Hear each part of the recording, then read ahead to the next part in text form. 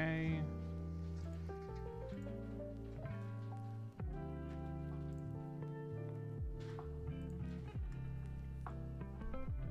All right.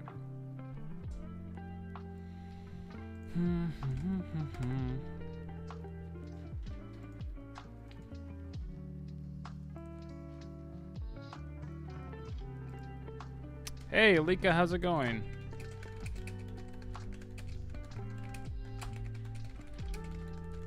Sorry, I'm just posting something right now. The word surprise always feels like it's misspelled. You know what I'm saying?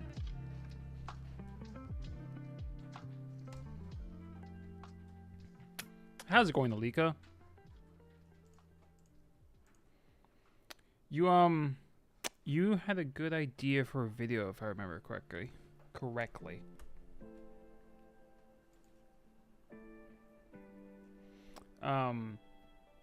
My day's going alright. I was writing a script. I just came up with all these different video ideas, and it's like the end of October.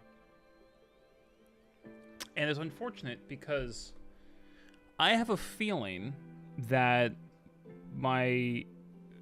people will be searching for horror movies significantly less going into November. It's like the moment Halloween happens, everyone forgets about horror, which is really unfortunate because I wish it wasn't like that, at least, you know, for my channel. November has like no really interesting film output in my opinion, and it's, yeah, I don't know, like I kind of wish a little bit more horror moved into November, or at least the month of November would replace that with something. I mean, what does November ever give us? I don't know. That aside, yeah, I had a bunch of different ideas. One idea is to talk about the best horror prequel, sequel, and remake. But another idea I had, which I thought would be really fun to just kind of fly through it quickly, was to go through all the horror films I saw this year so far and just kind of rank them. So that's what I have here for today.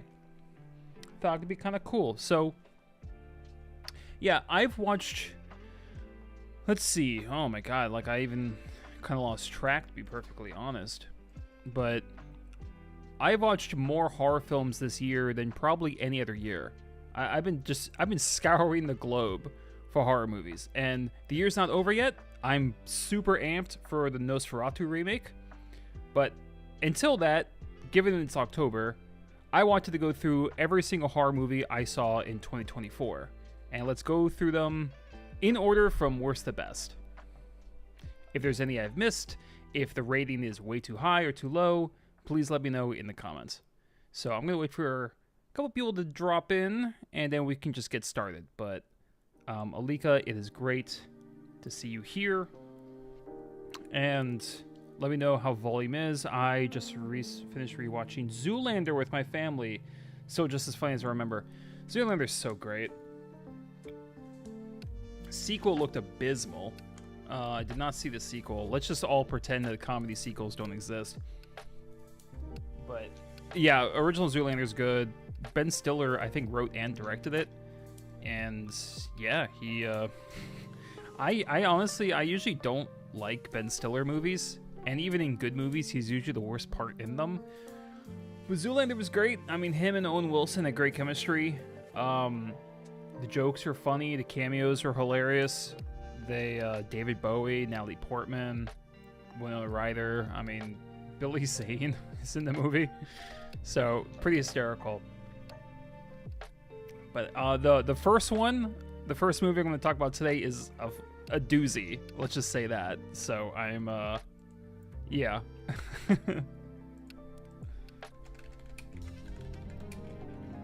Why am I live this late? Great question.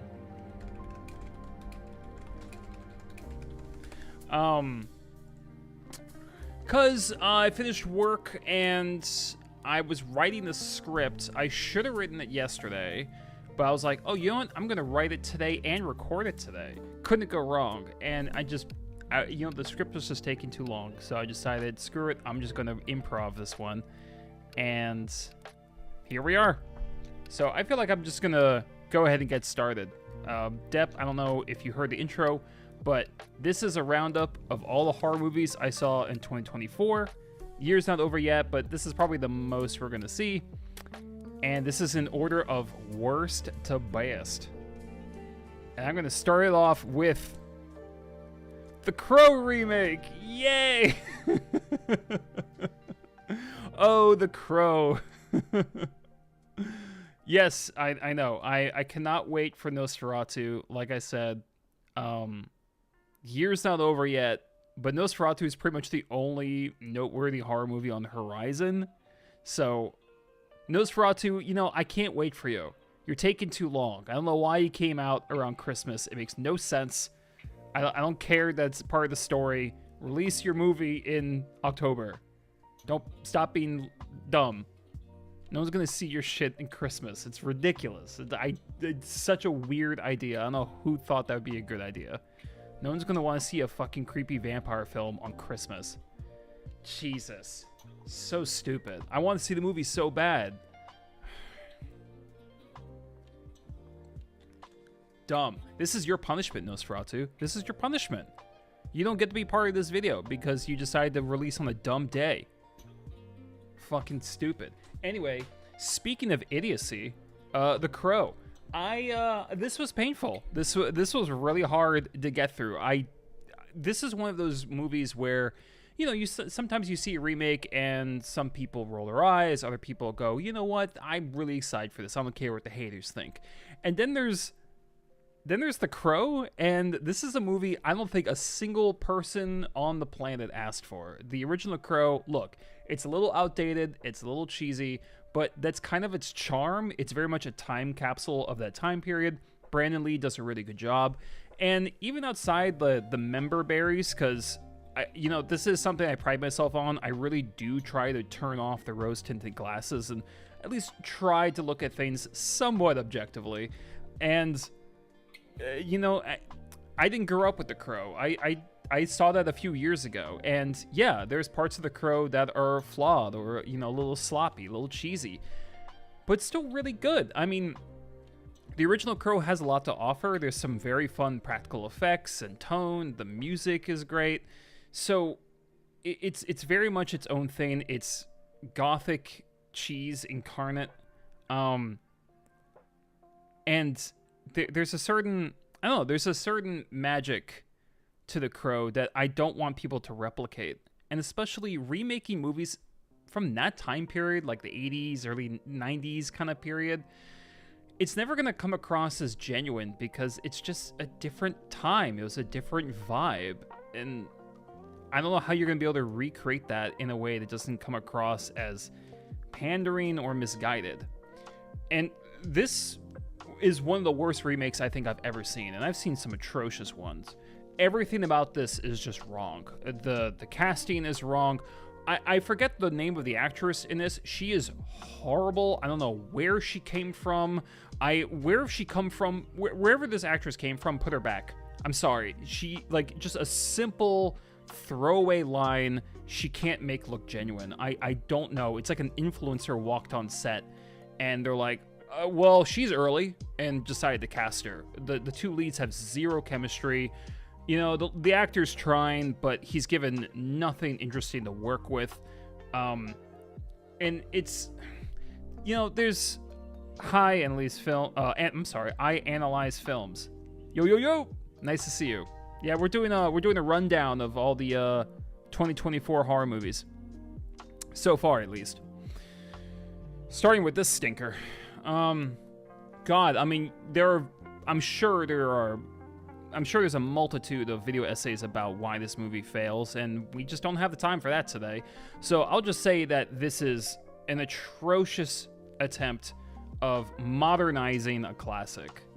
I think there's some comment somewhere in the video that put it perfectly. They said the original film looked like a guy who was in charge of like a goth band, and the remake looks like a guy who raps on SoundCloud. I don't think I can put it any better than that. Everything about this movie is cringy and try hard. It's trying to be edgy, but it's trying just way too hard without any of the kind of fun or even technical mastery to, you know, buff that up. I don't know what they were thinking. This is an awful film. This reminds me in a lot of ways of Suicide Squad, how hard it's trying so desperately to be punk and edgy and metal and like all these, it's trying to be rebellious. And from the get-go, this just reeks of corporate meandering. You know what I mean? Like, it's just low effort corporate. There's like a low effort corporate sheen over all of it. It doesn't feel like this was made by artists. It comes across like it was made by AI and some goth kid's dad.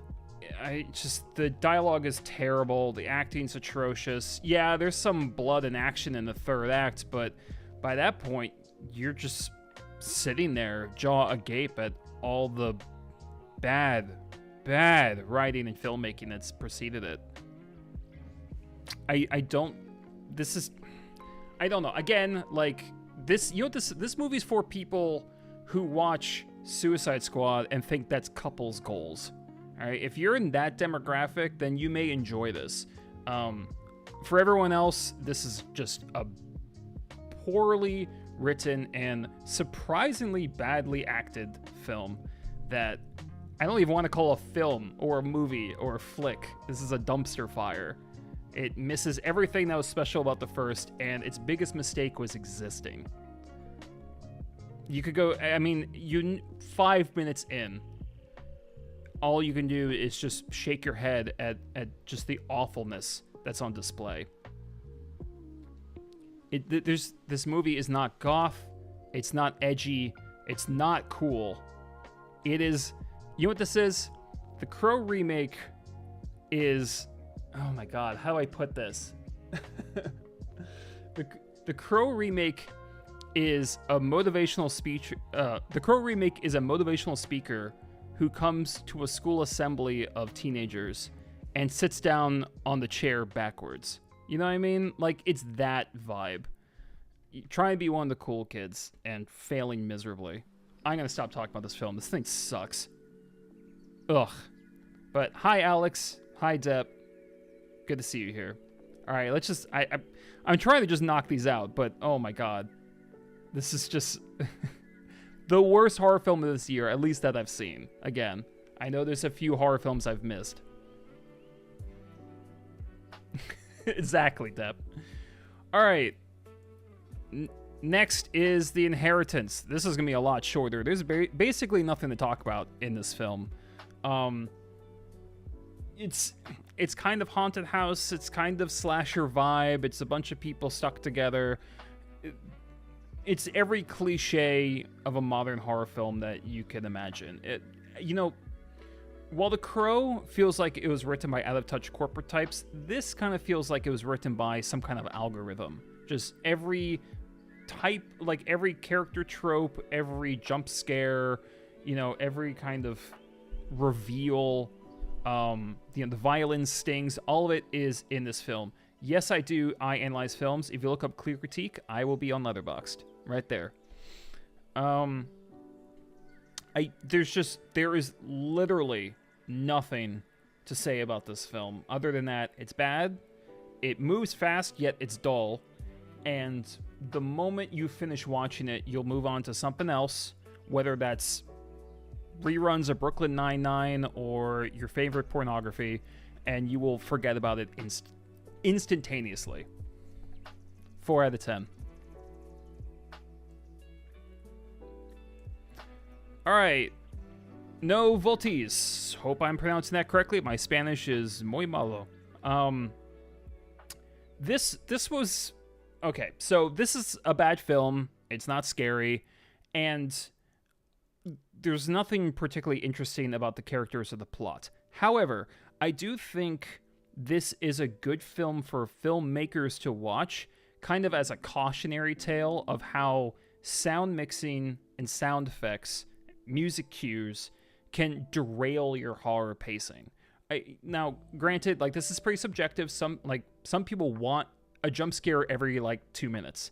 I don't, but what No Voltes does, which is such a problem for me, is that it seems like it's building tension, and then the music will just kind of randomly jolt or jump, and the sound effects will rise up, even when like it seems like they're building to something else, and they'll just interrupt. It doesn't feel like a natural extension of the horror that's being escalated.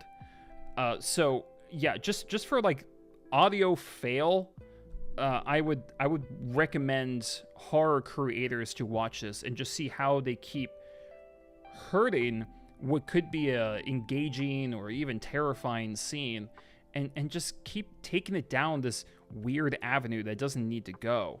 Every time they bring forward an idea that I think, you know, with some development that could be captivating, it's almost like they get insecure and just like start cranking up the volume constantly.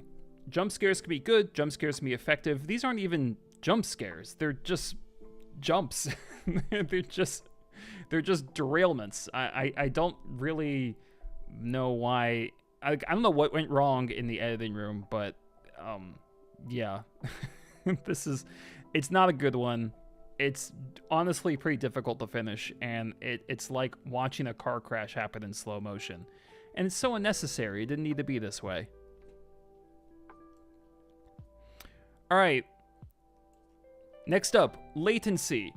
I feel kind of bad, honestly, putting this here, because I don't hate it.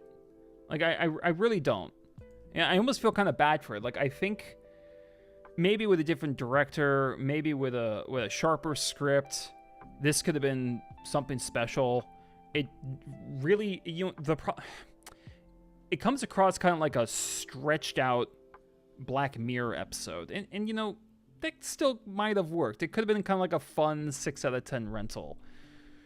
Problem is, it's just, I don't know. The film didn't really, well, not the film. The script didn't really know, first of all, how to end, and secondly, how to make the characters people that you even root for or are interested in. There's a lot of very weak and cheesy banter. The music cues aren't effective.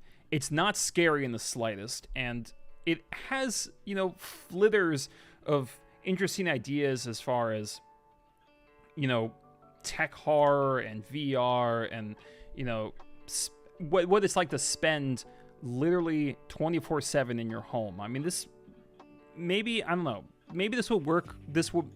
Maybe this would have worked if it came out like during COVID. I don't know. Maybe it would have more of an emotional impact on people. But as it stands, it introduces semi-intriguing ideas about tech, and sort of just squanders them. It's not sure where to go with it, and it goes like this kind of pseudo-psychological, spiritual avenue with it, and then by the end, it just kind of peters out. There's similar to what's it? Just like the Inheritance. I forgot about this film pretty quickly after I saw it. I mean, the whole third act, to be fair, to be frank, was just a blur. So I can't recommend it, but it's unfortunate because this is one of those movies I actually kind of want to see remade. I want someone to take some of these ideas. I want to see more tech horror. I really do. Pulse is a very solid tech horror film. It's creepy, it's eerie, it's slow in the best kind of way. It's almost hypnotic. And this, it's so choppily edited, and it's trying to be this kind of fun party kind of film in one scene, and then it tries to be ominous and oppressive in another, and these things just don't gel well. I don't think the actresses are the worst, but they're not good enough to carry this, and it just comes across like a mishmash of ideas that weren't polished. If someone could just polish this, I think it could be something worthwhile. I still need to watch Pulse, especially since the same director as Cure, which I really love. Cure is awesome. Love Cure. Love the shout out. Beautifully shot, by the way. And yes, if you like Cure, you should watch Pulse. I think Cure is better, so just be aware of that. I mean, they're different films. Cure is horror, suspense. I would say Pulse is more strictly horror. It's weirder. It's slower. Some of the special effects in the end are a little but it's definitely worth a watch. I mean, it's one of the most unsettling horror films I think I've seen. Yeah, Cure's dope. Yes, Depp, yeah, I know. I gotta get back into that. All right, Clay, you said you're gonna blast through these, and you're really lingering, so I'm gonna, gotta move quick, gotta move fast.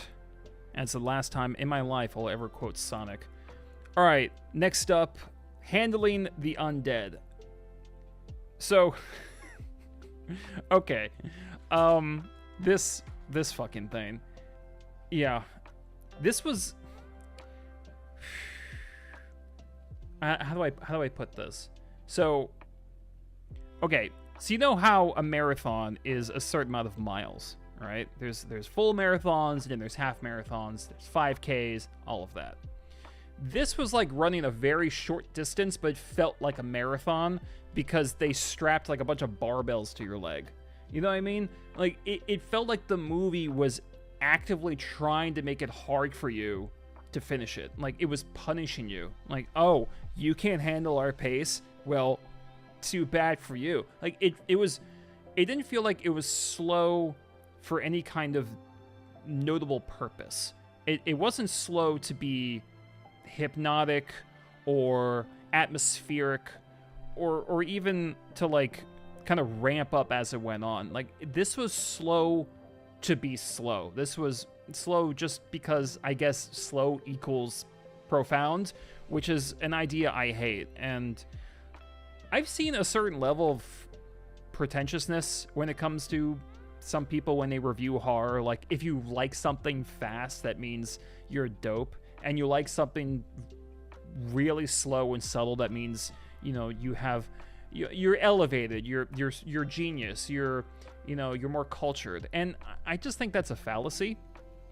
Handling the Undead is a good-looking film. I love the kind of colors they're using. I don't know how much of it is color correction or just sheer environment, but it's a very nice-looking film.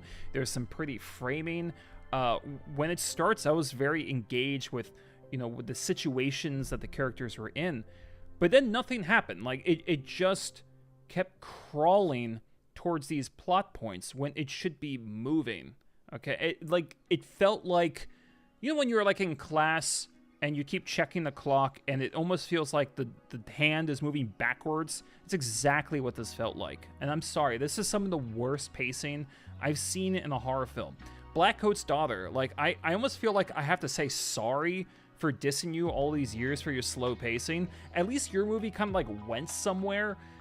This was just like aggressively glacial, and I don't see that as profound. I see that as just making this unnecessarily hard for the audience. I'm repelled against that whole concept, and I like slow movies. There are slow-paced films that I am obsessed with, even in the horror genre. I love Lake Mungo. I love Lost in Translation. There's slow movies that work beautifully. There are long movies that work wonderfully, that deserve that runtime. This does not. This is like the longest, shortish movie I've seen, and this is higher up than some of the other ones on this list, but part of me almost wants to put this towards the bottom, because out of all the films I'm going to be talking about today, in a way, like, I recommend this one the least, outside of The Crow, because there's just no... I can't imagine anyone getting anything out of this except for a nice screensaver. Gustavo Adolfo Guardado. Probably butchered that. Hi, good afternoon. I'm so glad to see people praise Cure. Cure is so good, and it's so, like, underrated. By the way, to people talking about the Cure right now, did anyone else think the best shot was of water spilling on the ground? Was it just me? Because that was, like, literally my favorite scene in the entire film. And it sounds so simple, so basic, but I was transfixed by that. And it's just water. It's just, like, water on a normal floor of a doctor's office. And I was like, like that shot could have lasted 10 minutes and I would have been locked in. I don't know if I'm the only one to feel that way, so please confirm in chat. Anyway, Under Paris. Oh, Netflix. Oh, Netflix. What are we gonna do with you, Netflix? It's strange. So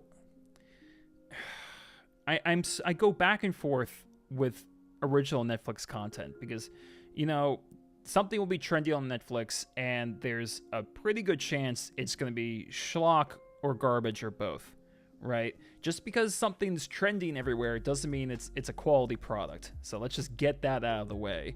You know, I'm sorry, Bird Box is gotta be one of the most overrated films I've ever seen. But every so often, something like Incantation will start trending. And at first, you don't give it a chance. It's all over TikTok, which is usually a bad sign. And then I watched it, and I realized, wow, this is actually one of the best found footage movies I've ever seen. It actually is doing things in the found footage genre that no other film has. You know, this is, I don't know, this is like, Incantation was progressive in terms of its filmmaking. It was creative, it was scary, it was dramatic, well acted. Like, there's so much going on. And so when I run into one of those situations, I want to give a Netflix film another chance. Everyone's talking, well, not everyone, but a lot of people are talking about Under Paris, shark movie. God, like, my fiance and I, we love watching shark movies, but it doesn't love us because they're so bad. I've talked about this in other videos, but shark movies, if we're calling that its own subgenre, in terms of percentage, is probably the worst subgenre in cinema when you compare the good versus the bad. I would say there's probably four-ish good shark movies out there. What, you got Jaws, what is it, the 40-something meters down, The Reef, and I don't know what else, maybe The Shallows, right? So you got those. And 47, thank you so much, Matty Man. So you got Jaws, 47 meters down, The Reef, and like maybe The Shallows or something. You got 4 shark movies that are good. How many shark movies are bad? Go on Google and look up shark movies, and you're gonna see hundreds of just compost. Hundreds of batches of compost. But this is a Netflix film. You got a budget. It's from another country, which is interesting. You know, I mean, I haven't seen a foreign shark movie since The Reef, which is Australian, and The Reef is really good. So we'll watch this, and yeah, this sucks. It's bad. It's not even fun bad. It's not Sharknado. You know, don't like, you know, get all excited for like these really big moments. There are some big moments, but they're far and few in between. The characters are idiots. Honestly, I turned against the film pretty early because the main character, who I guess we're supposed to like, but just comes across as reckless and stupid and gets many people injured and killed. I hate her pretty much from the moment this thing started, and it doesn't get much better. I mean, the way characters act in this film is devoid of all logic, and I understand. Like, the CGI is bad, but that's not even what bothered me about the film. I understand that the more people you add to a room, the stupider the IQ overall gets. Like, I understand that about human nature. But still, I mean, come on. Like, there's just so many sequences that you have to suspend so much disbelief that I mean, you're not even watching the film at that point. You're just sitting there comatose and letting images play over your eyelids. It's bad. It's schlocky, but without being fun enough to get past that. Yeah, the ending's ridiculous, but again, like, I've seen more splatterific gore. I've seen more chaos in other films. So why would you watch something like this that's not well paced, not that fun, not bloody enough, at least compared to some other schlocky films we could mention, and where you have to wait this long with pretty bland characters to get to these, you know, points of interest? It's dumb. It's dumb, and I can't even say it's dumb fun. So that's a 4 out of 10 for me. In Cure, the water scene and the one that detects his apartment when he breaks down, he has a vision of his wife and his favorite trying to spoil it. Yeah, Lika. Yeah, good call out. All right. Trap. Yeah, I'm going to get some hate for this because I know some people really love this movie. I know some people that, you know, are all over M. Night Shyamalan's dick. I mean, that's fine. Maybe it's cozy. I'm not. I mean, just because he made Split doesn't mean he hasn't just released crap since then, because he has. You know, Knock at the Cabin was bad. Glass was awful. And Trap is bad, but I didn't hate Trap. So the thing is with Trap is that there's so much wrong with it, like from multiple levels. Okay, like first of all, there's so much nepotism in this movie, it's just bleeding out the ears. All right, like he basically made this movie to promote the singing career of a relative. So that's strike one right there. And she's a huge feature later in the film, and that's really where the film starts to fall apart. Even people who like this film agree that the third act just completely goes off the rails. So you got there's strike one. Strike two is M. Night Shyamalan still has no idea how human beings speak to each other. I don't understand what's going on when he's directing people, because there's something that some people might not understand, is that directors mostly work with the actors. Directors mostly work with actors and the cinematographer, or DP, right? When it comes to the other stuff, like making sure people are on time, making sure this is all organized, that usually goes to the assistant director, the first AD, second AD. Like, they're getting a lot of shit done. Like, a lot of credit really needs to go to those people. The directors work most closely with the actors. So if there is a movie where all the actors are giving like atrocious performances, I feel like a lot of blame should go to the director.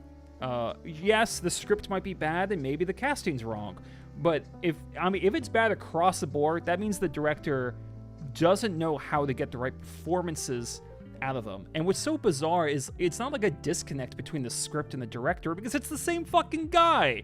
He wrote it. So it's thank you, Maddie in chat. It's stilted. And interestingly enough, this wasn't really a problem for him earlier in his career. He's devolved since then. You know, so like Sixth Sense and Unbreakable, yeah, I mean, it's not dialogue that's going to win an Oscar, but it at least for the most part felt genuine. The dialogue and the performances melded together well. You were getting a lot of drama and backstory from these exchanges. And then, you know, even in like some other movies where like the dialogue felt a little odd or the performances felt a little strange, like in Signs, for example, even that kind of worked because it fit, you know, some of the characters who are speaking. There's a character in Signs who he's a member of the military, and he comes across very just, there's something very off-putting about him in the way he's delivering these lines, but it suits the character. He comes across as like a paranoid officer, and it suits that moment in the film because that's when the paranoia is starting to ramp up. Here, it's just like simple dialogue between two people, like two strangers, and it's like they're aliens who just assimilated human bodies and are trying to understand how nouns and verbs work. It doesn't, nothing about this comes across as natural, and that doesn't help the film either. It doesn't feel like it's on purpose. And everyone's talking about how great Josh Hartnett is in the movie. He's not great. He's trying, like he's probably the best part, but he's so intensely held back by how horrible the dialogue is and how I'm assuming M. Night is directing him. No one's like, there's a scene very early on where he talks to an employee of this stadium or concert hall where this is being held, and just like the moment it starts, all you do is scratch your head and think, no human being in any part of the planet, in any language, talks like this. I'm sorry. It's just, this is not human interaction. And I'm not saying all dialogue has to sound like normal people talking. I'm actually kind of I'm against that idea as well. You know, there are characters who speak an elevated language or outdated language, or think of Quentin Tarantino films. So I'm not saying everyone has to speak the same, but you should speak like human beings, and the characters in Trap don't. So that's strike two. And strike three, while the first third is at least fun because you are genuinely interested in how he's going to get out of this situation.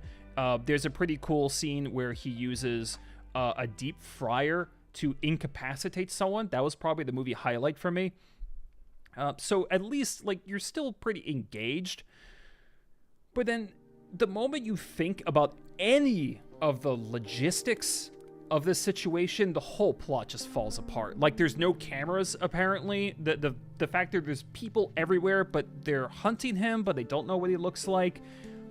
There's so much about it that doesn't make sense. And the movie did not make it clear, at least to me, that it wasn't supposed to be taken seriously. And that's the problem with M. Night, is that if he's trying to be taken, if he wants us to just laugh at his movies, he needs to be way more fucking clear about it, because they're so stupid, a lot of his films, but they don't seem intentionally so. And that is the worst part about it. Like I said, I can't give this movie anything lower because it was enjoyable seeing the situation get set up and watching the character try to kind of manipulate and maneuver around that. So I was involved, but it just gets worse as it goes on, and the nepotism involved really is just a bad taste. How about the episodes I directed for the series Servant? Same problem with the dialogue? Oh, I haven't seen that. Is that a show? I honestly don't know The Servant. Please tell me though, like, just fun thing for chat. I need a new show. Miniseries possibly, but a show would be great. It could be drama, scary would be fantastic, or it could be comedy. But we need a new show here. We've finished all the Brooklyn Nine-Nine episodes, at least up to season 5. There's no reason to watch season 6, 7, or 8. At least not what I've heard. And we need something good. We watched The Terror, which is a miniseries, but it's awesome. So let me know about The Servant. Or Servant. Oh, and also, oops, not that one. Wrong browser.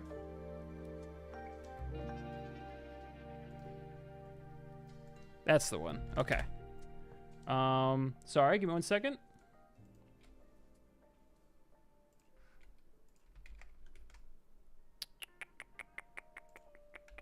That's my Discord. Perfect place to recommend shows for me to watch, movies, videos to do, video topics. I love feedback. If there's something about my videos that could be better, let me know. Honestly, I'm open to all of that.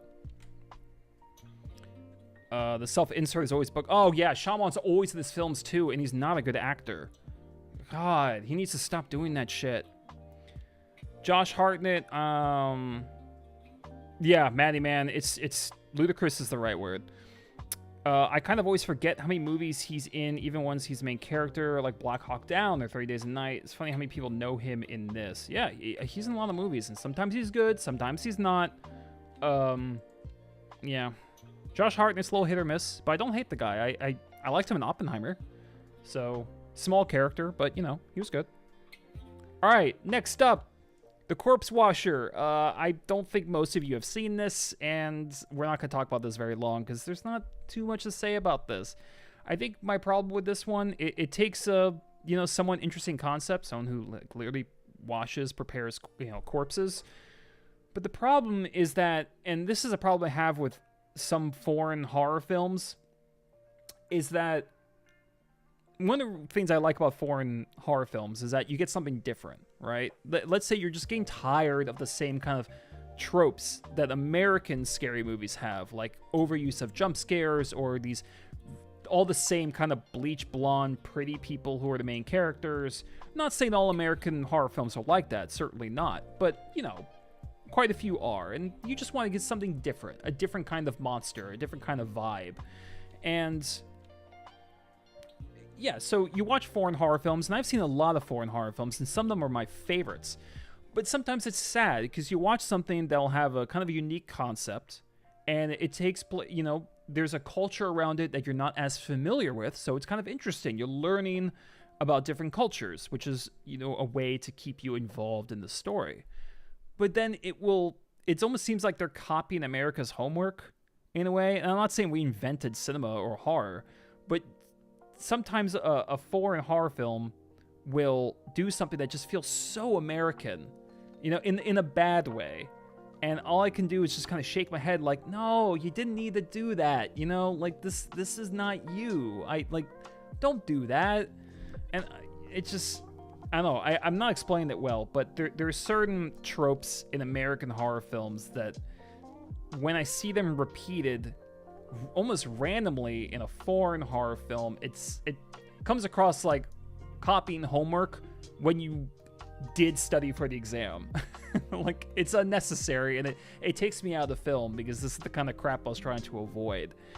I can't say much about this film. It's somewhat interesting, but then kind of gets less interesting as it goes on. More tropes start to arrive. It's not scary. I don't think it's particularly well shot, and the unique concept at the start doesn't really pave the way into something more engaging as it goes on. There's really not much. I wouldn't say, like, I'm not going to say don't watch it at all. You know, maybe the setting and, you know, some of the concepts will be enough to carry you through it. For me, it didn't quite work. Don't hate it. Don't love it. Very much in the middle. It's certainly competent. It's just, I didn't find it to be much more than that. Would you say Trap is more absurd than The Happening? No, The Happening's gotta be the worst. I mean, not the worst film he's done. I think the worst film he's done is probably Last Airbender, but no, like the Happening made no fucking sense. I mean, all the way to like a casting level. Yeah, like Mark Wahlberg was just miscast, and Zooey Deschanel looks like she got hit over the head with a 2x4 right before they said action. It's bad. Speaking of foreign, I watched the American remake of Speak No Evil. I wanted to ask if you've seen the OG and if it's better. Okay, so, Will... Okay, here's the thing. And I think Depp, if you're still here, say so, because this is going to involve you as well. I hated Speak No Evil. I absolutely detest it. It's not the worst thing I've ever seen, but, like, it is so aggressively dull and uneventful, and its only real idea that it has, like its one trick, is to just place characters in incredibly awkward situations for no reason, and it expects that to be the scariest thing ever, and then at the end it actually gets violent, and then like the movie's over, right? I don't like that. I think it's lazy. I think it's boring, and you're just wasting my time. Like, it's nothing but filler into the end. It's an episode of Lost. It's an episode of OC. You know, nothing, something, and then it's over, right? That was Speak No Evil. And to top it off, the acting's not great. The visuals are not great. Like, it's not even well shot. So I cannot get behind Speak No Evil. So I don't know if I can watch the remake, because I hate it, not only just like on a conceptual level, but I hate the execution. So watching the American remake, like, maybe they'll speed it up. James McAvoy's a great actor, so maybe I'll like it more, but I don't really have much interest in seeing it. I don't. Yeah, I can't. However, some people love it. So, you know, that it's just gonna get subjective at that point. So I wouldn't say don't watch it, but if you like the idea, but maybe like the execution didn't quite work for you, then maybe watch the original. But I cannot recommend the original. I couldn't. Ugh. I can't believe I finished it. Jesus. The dumbest characters in the world. What do you think of Oddity? We're gonna get to that, buddy. Next up is Stopmotion. This one's just tragic. I mean, this was... Sorry, just fix my mic here. And I'm going to check my audio here.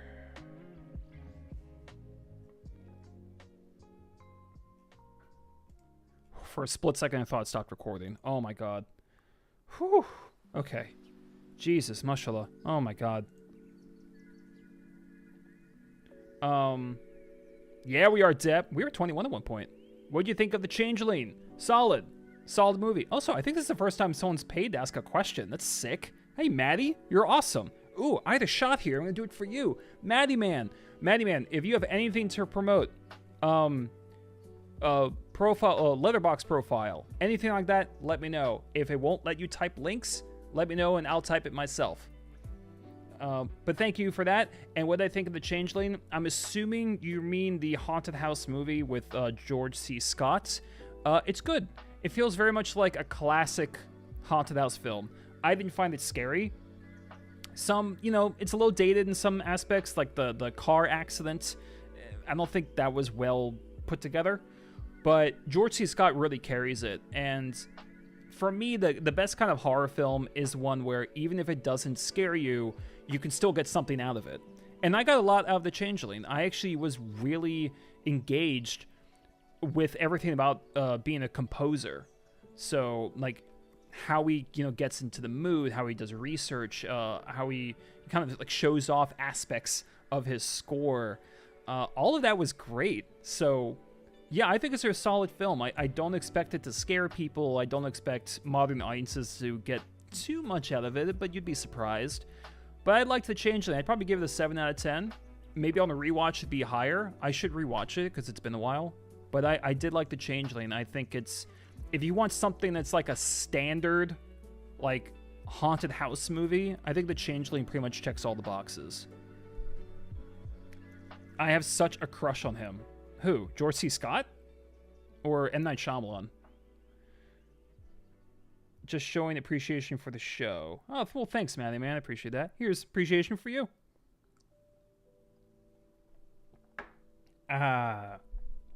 Is Chime on this list? Didn't see Chime. These are only ones I saw. And I tried to see a lot of horror this year, but, hell yeah, George C. Scott. I mean, dude's a badass. He was Patton. Come on. Up top for donators. Fuck yeah. Oops. Get rid of that. Okay. So... Stop motion. It's like, do you see the songs? Yes, I did, Deb. I listened to one of them and I really liked it. I'm gonna listen to them, but like, I'm gonna watch a YouTube video with lyrics, so I can better understand it. But I really did like it. I watched the second video you sent and I dug it. I'm gonna watch more. So, stop motion was probably the biggest disappointment of the year as far as horror movies. The Crow, I knew was gonna be bad. You know, Latency, I didn't really have any expectations of it. Noel, great seeing you. But stop motion had such a great setup.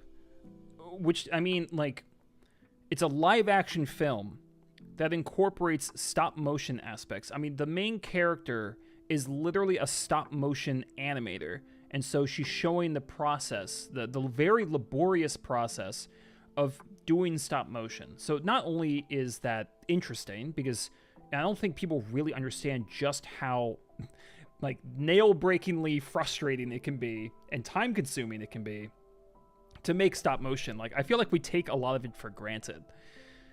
So not only is that, you know, an engaging, like a really intriguing premise, but it's a horror film where the stop motion twists and contorts and gets out of hand. And I, like, honestly, that's like one of the best pitches for a horror film I've ever heard of. Like, a live action horror film where stop motion gets out of hand.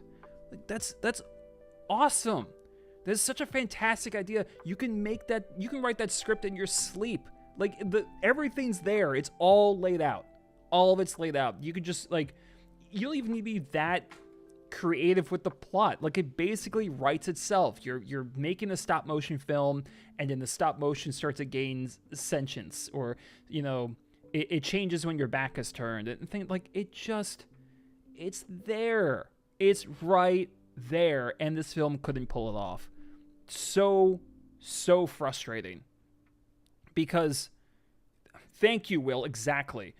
Will in my chat just said, I wish it wasn't psychological horror, personally. Totally agree. I love psychological horror. This did not need to be psychological horror, and if it did have to be, it needed to be better at it. It's boring. The character is not interesting. We barely learn anything about her, and her being so closed off and antisocial, I hate to break it to people, hate to break it to all the introverts out there, but being introverted or closed off doesn't by itself make you an interesting person. It's everything else. It's your hobbies, your interests, your your likes and dislikes, your flaws and strengths. There's nothing to this character at all, and we focus so much on her dumpy apartment, her bland as shit boyfriend, her relationship with her mother, which we couldn't care less about. There's just nothing there, and the film spends so much time on this. I mean, we're like half hour into the film until anything remotely creepy happens, and I'm fine with a slow setup. One of my favorite horror movies is the South Korean film Ganjiam Haunted Asylum, and that's got a pretty slow setup. I mean, but all of those setups pay off. All of it has purpose. Every element they introduce comes back around later in almost a slick Christopher Nolan kind of way and gets twisted to scare the shit out of you. I mean, that's clever writing to me. That's good pacing. Yeah, some people will be bored in the intro, but fuck them, right? Like, there is purpose to it. This, so much could have been cut out, and it's such a short film, and it doesn't really get to the meat of the creepy stop motion until maybe like the third act, and by then I pretty much gave up on it. It's so frustrating because it's such a great idea, and it's something I have a feeling that most of the people in this chat could have written with a bit more purpose and more entertainment value. Again, I don't usually champion remakes, but someone please remake this. Is 6 months too early to remake a film? Because someone needs to do this. This is such a golden opportunity for a scary horror film. Okay, you don't need to make it about your introversion or your mom. All right, just make a really terrifying horror movie that utilizes stop motion animation. It's gold. Just do it. I almost want to give this a lower score because it's so annoying, but I can't deny that the stop motion, the little we see of it, does look good in a very kind of wet, slimy, kind of YouTube stop motion way. Everything else, serviceable at best and agonizing at worst. 5. Maddie, I'm so glad you like Ganjiam. I love it.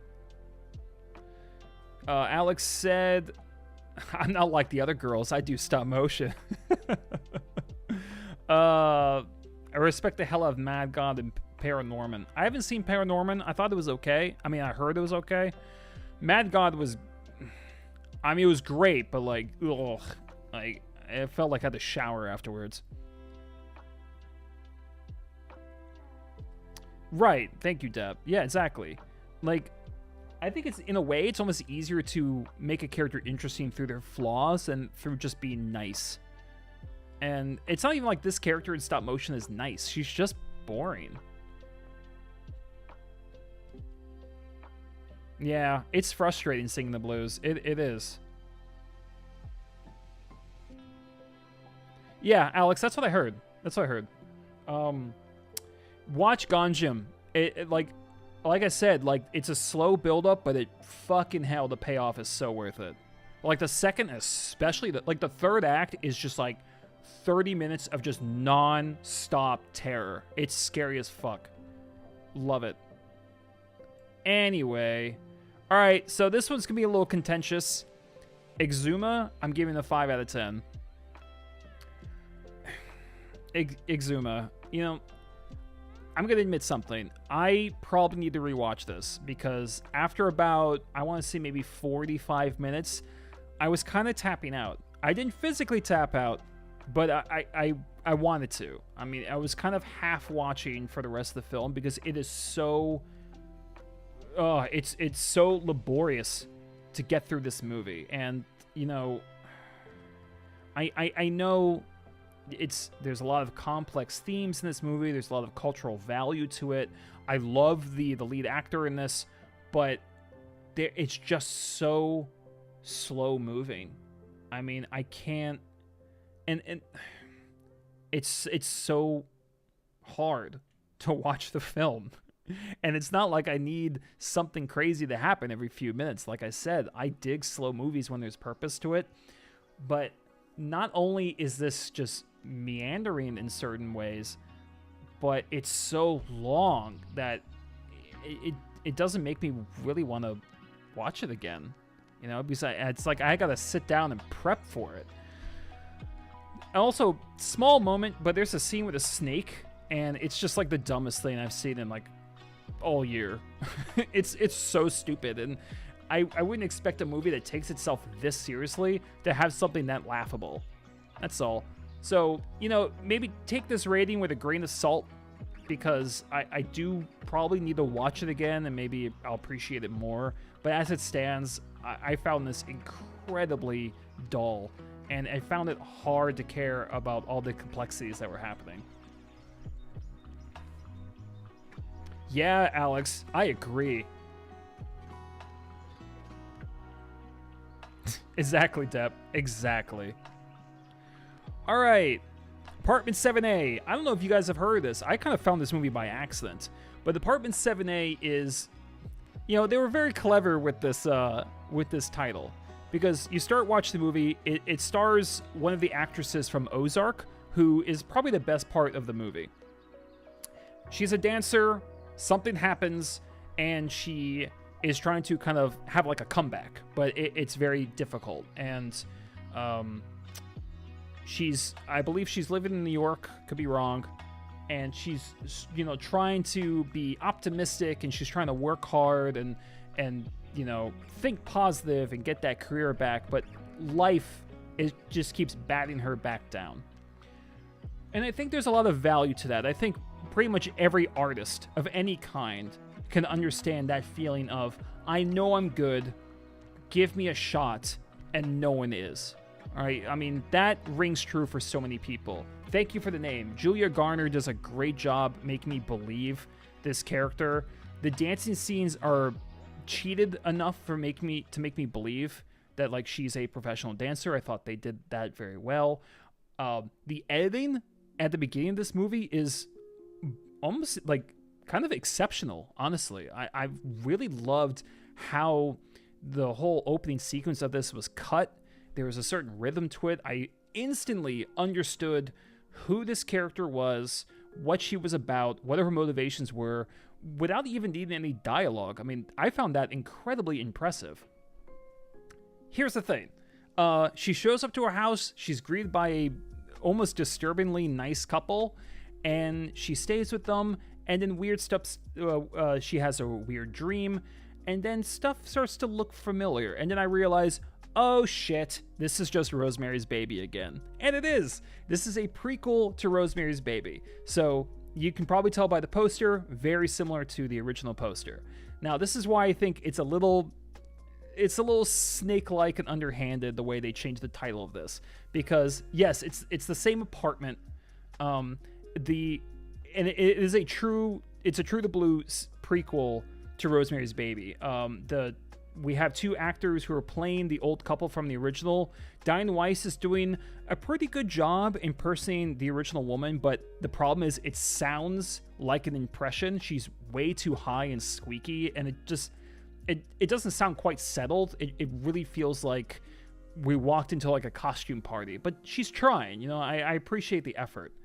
The problem with this movie is that it's a prequel, but it's also a remake. And I think that is a colossal mistake to make. You gotta pick one, because this is acting like a prequel, but it's following the movie note by note. This is a carbon copy of the story of Rosemary's Baby. And it's so annoying because it doesn't start that way. The character, her main drive, everything about her is completely different to the original. And then after 20 or so minutes, the movie pulls the rug out from under you and goes, nah, psych, you thought you were getting the original movie. We're just going to copy Rosemary's Baby. And like, that's what it does for the rest of the film. It's just Rosemary's Baby again, but not as good. Because, I'm sorry, but it's going to be pretty fucking hard to top Rosemary's Baby. It is a fantastic, tense, trippy film with amazing cinematography and acting. And this, it isn't there. This could have been good as something else. This could have been something great. This, you know, something about a desperate dancer willing to do anything to get her career back. There are plenty of horror movies that have tapped into this, Starry Eyes being one of them. So there's some material to mine there. But instead, it's like, it just, I don't know, it felt like such a slap. It felt like someone kicking you in the back of the knees because you think you're getting an original horror film with an engaging protagonist, and then there's a certain point and it just decides to copy and paste. And I almost want to rank this lower because it's just such a fucking backstab as a viewing experience. It's not as good as Rosemary's Baby, and I don't think people should watch this if they haven't seen Rosemary's Baby, because it's going to hurt the experience of watching Rosemary's Baby, because it's going to feel repetitive. They're like, wait, I saw this already, but you shouldn't have seen this already. Watch Rosemary's Baby first. It's better in every way. It's better, okay? Like, and it's, I have to give it at least a 5, because the editing is great, especially at the beginning. Julie Garner does a good job. It's well shot, solid production design. Like, there's technical and emotional achievements in this film, but Jesus Christ, that script, it's so dirty. A film that we will get to later on in this video used its format as a prequel to deviate, to explore different avenues, to really stand on its own, where you don't necessarily need to watch something else, and watching this won't hurt the original thing, okay?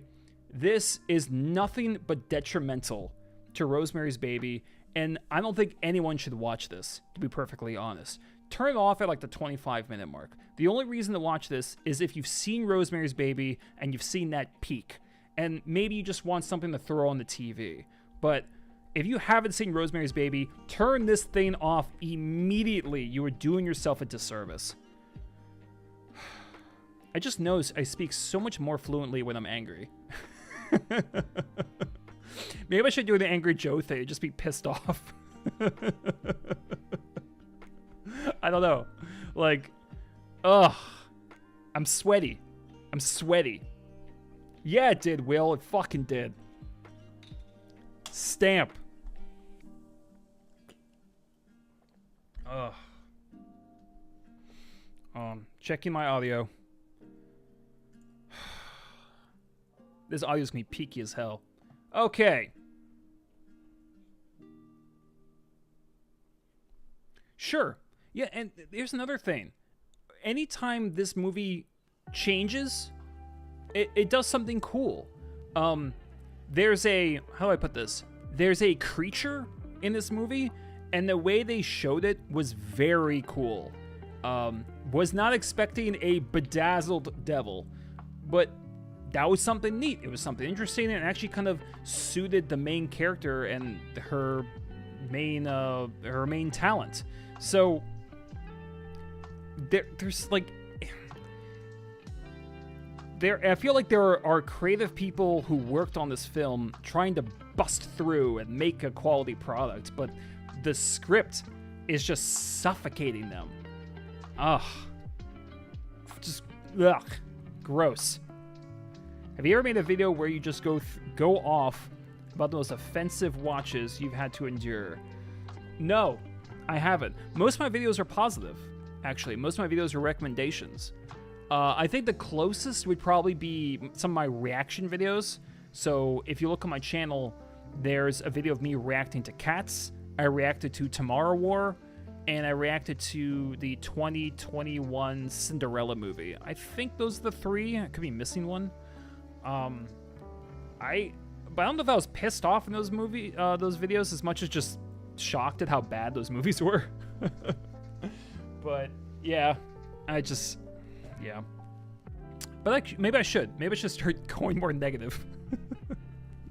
I should. I mean, I don't love every film. There's a lot of films that suck ass. And I think my least favorite kind of film are the ones that are lazy, pandering, and unoriginal. Those bother me the most. And Apartment 7A squandered the talent it had. All right, next one. Yeah, let's wash that one off with The Devil's Bath. 5 out of 10. This was this was something. So Devil's Bath, first off, atmospheric, pretty, in a gritty, disgusting kind of way, if that makes any sense. I really felt like the environment was like its own character. So I think it made its it made this world very tangible and emotional. I think all the acting is solid. And being a film set very much in the past, you're obviously going to, you're going to deal with a lot of themes of oppression, responsibility, mistreatment, especially of women. Here's the thing, though. Movie's really boring. I'm sorry. It's just, on the one hand, I can look at the film and go, wow, that shot was beautiful. That was framed very nicely. There's a lot of purpose to, to that specific kind of sequence. And this film is really, this film is illuminating the kind of hardships that certain people had to endure back in the day. And then on the other hand, the, actual me has to sit there and go, wow, that's really interesting, but I wish that would actually translate to me being entertained, because this is just similar to a couple other movies I've mentioned. This movie isn't inviting you, and it isn't forcefully engaging you. It's not even like presenting to you. It's just kind of grabbing you by the ankle and just kind of slowly dragging you across concrete. It's arduous. It's very self-important, I feel. Again, I feel like I'm repeating myself, but, they should have taken a hatchet to this thing. It's too long, and there's a way to watch a movie and feel miserable, but you still feel like you're getting something out of it. Like Son of Saul, for example. There's a way to make people feel bad, but still feel fulfilled. And Devil's Bath, yeah, it's miserable, but it's not much more than that. I don't feel like I learned anything. I saw anything I never saw. I was educated in any fashion. And so I can't really recommend it. It's certainly competently shot, but other than that, I can't really recommend it. Drive Across Concrete, great film. Oh, is that a film? Oh, wait, that sounds familiar, actually. Make a deep movie analysis on Geely.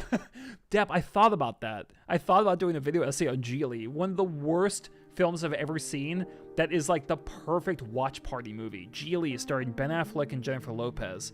Also known as the overrated director and the bitch. Not good movie. Good, bad movie to watch with friends. Grab some beers, put on subtitles if you want. It's an atrocious, confused movie, and it is a blast to watch because it's so bad. Highly recommend.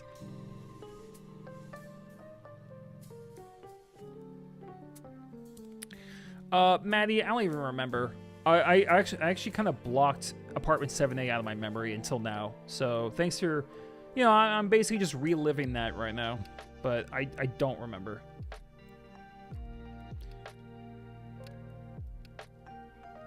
All right, MaXXXine. Speaking of, disappointments. If Stop Motion was the biggest letdown of the year in the horror department, MaXXXine is a runner-up.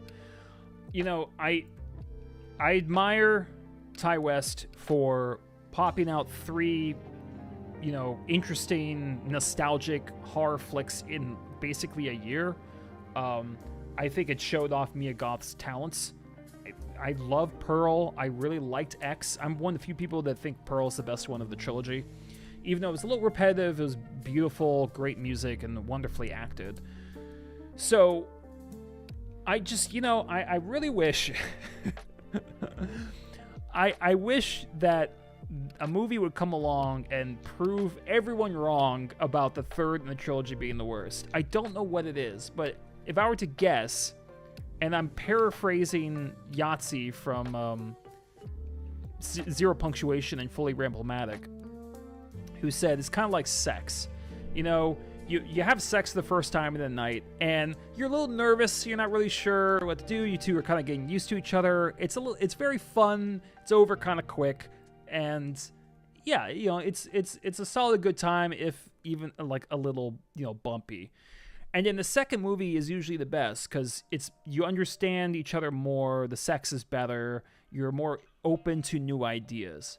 And then by the third time, it's 3 a.m, you're both exhausted, and you're more aware of how bad your breath smells. So again, I can't take credit for this analogy, that's all Ben Yahtzee Croshaw, but it's exactly what MaXXXine felt like. it was just a mishmash of ideas. That's really what this is.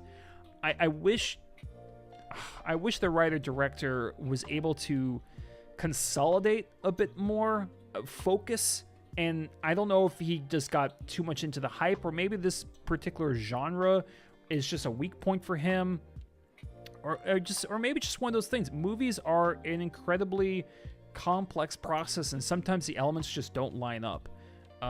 Who knows? I mean, I think of the 3 films, I think this was Mia Goth's worst performance of the 3. She still did a good job, but the directing wasn't there, the acting didn't reach those heights, but maybe that's more of a problem with the script. I think the biggest problem though is the script. It's too much of a mix of different things. It's a slasher film mixed with a 80s homage, mixed with a commentary on the entertainment industry, mixed with cults, mixed with some very tepid references to like old Italian films in the finale. It's just a mess. This film is a total mess, and it was very difficult for me to actually care about the story, this kind of mystery element that's involved, because there's just too much shit going on. I don't care about anyone in this movie, including the main character. There's no time to breathe. It's moving at a breakneck pace, and that can work for like a chase film or a zombie film, but for this, no. And you're also kind of underusing your star, because Mia Goth is a very kind of powerful, emotional kind of performer, and you're not really doing much with her. She's kind of just being railroaded from plot point to plot point. I don't think this is as well shot as the other 2. The ending is a complete dud. Most people agree the ending sucks, and that shootout was horrible. I don't care what they were fucking referencing. It's a terrible, unsatisfying shootout. I can think of a couple moments that stood out. She turns into, let's just call it a nutcracker in one scene. That made me jump. But other than that, this was just a, I don't want to say this was a failure, but by comparison, this was a failure. It was a wet fart. It was the air being left out of a balloon as it circles the room. And it's such a letdown, because this could have been a phenomenal trilogy, or at least a really cool horror trilogy, maybe even the best horror trilogy, who knows. But right now, I guess I has to go to Evil Dead, because this certainly wasn't it. Just a hodgepodge of half-baked ideas. And, I don't want to assume anything, but I have a sneaking suspicion that Ty West feels that way too. I feel like he's gotta. I feel like he's smart enough to know that this could have been better and needed more focus. Yeah, I need to see Under the Silver Lake. That has been in the top 5 of my watch list for the past 3 years. I just haven't gone around to watching it, but I need to watch Under the Silver Lake. God, I gotta see it. Fuck. Need to see it. Anyway, yeah, phoned in for sure. All right, we're going with Immaculate, one of 2 nun horror films. I definitely think abolishing Roe v. Wade might have resulted in a deluge of kind of more feminist horror films. I don't know if those 2 things are connected, but they feel kind of connected, because we just got so many. We got Apartment 7A, we got Immaculate, we got First Omen. I feel like there's another one out there. So, yeah. Okay, so first things first, people would absolutely ape shit to see Sydney Sweeney in a more serious role. She's good. Is she great? No. But I use great a little bit less liberally than people. I mean, people are standing everyone, and the moment they see them in a movie that's somewhat dramatic, they start clamoring for Oscars, and they're teenagers. I mean, what are you gonna do? But it's, yeah. I don't think all that praise is warranted, but she is good. There was never a moment where she was distracting, or I felt like she was phoning it in. I thought she was good. All right, that's all I pretty much say about her performance. The problem with this film, the problem with this film is also maybe what helped me through the film the most. Because first off, this film barely has an original bone in its body. It's very much a mix of The Omen and Rosemary's Baby and a lot of the tropes that we've seen, a lot of the setups we've seen, the scary scene where you're floating in the water, lots of that. But even with that, like even if you are going to kind of take inspiration from different movies, Depp, that's a no. She is not naked in this movie, so you can go ahead and skip it. But even if you're going to take inspiration from other movies, you have to take those influences and kind of direct them into something a bit more original, a bit more stylish. And this is just not. There's very little style or voice in this film. It feels very much like a big studio film, which can be good, but not for this. This does not feel like it was created by an artist or a director with passion. This felt like very much like a Midnight Rental or a Blumhouse film that they just knocked out and were able to get a somewhat decent budget for. Most of that probably went to Sydney Sweeney. She wants her Oscar moment. I really hope she isn't nominated just because I think there are many better performances this year. The music's practically, like, you can't even notice the music. The cinematography, the use of atmosphere isn't really there.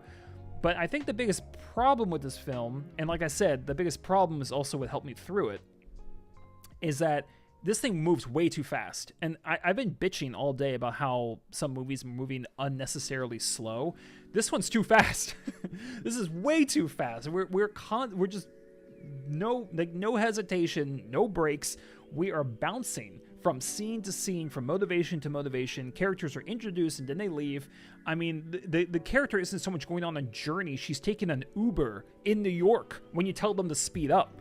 It's way too quick, and you can't just relax and get your bearings. There's no sense of the ominous, of the tense being built up. The moment, you think a character's a friend, and then like 5 minutes later, you're like, oh yeah, they're definitely an enemy. And then you find out you're right. So there's no sense of kind of gradual or natural transition. It's just scenes are happening in this fast sequence, and then all the glue that keeps it together was deleted in post. It's exactly what this feels like. There's no real kind of narrative thread other than she gets pregnant and then she's in danger. It's pretty much the story. Yes, there are moments that are kind of visceral. I think the ending is what a lot of people will point to, where it's basically Sydney Sweeney trying to get an Oscar. I mean, she's just screaming at the camera. Seen it before. I mean, I'm glad that she didn't hold back. I'll give her that. But it's not like that blew my mind or anything. It was fine. It was...